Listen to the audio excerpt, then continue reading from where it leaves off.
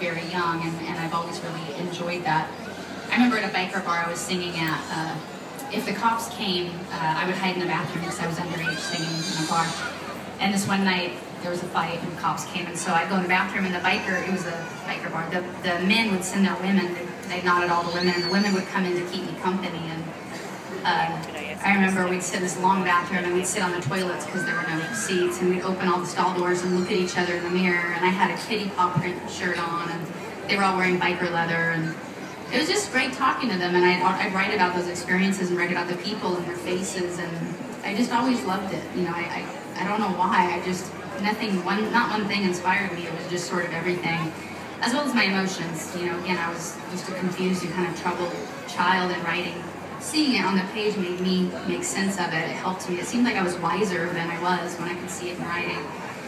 And it's continued to be that way. Learning to be a professional writer was a whole different thing. You work with deadlines, you work with specific commercial needs, you're trying to work with sounds that are hits on the radio that might not be natural sounds to you.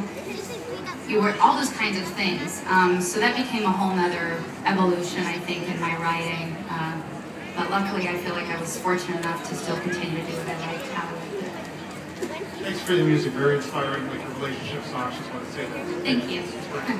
They were hard-earned. Oh, How did I was you ignoring become it. an asshole? Say it again. How did you become an asshole? How did I become a what? An asshole. Author. I played pretend and somebody believed me. It's the only thing I can come up with. It started with a book of poetry. I love poetry.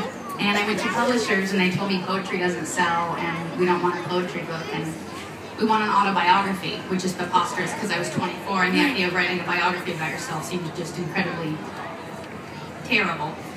But I agreed to it, and I said if I could do the poetry book first. And amazing that the poetry book did very well, and I was very proud just because, go poetry.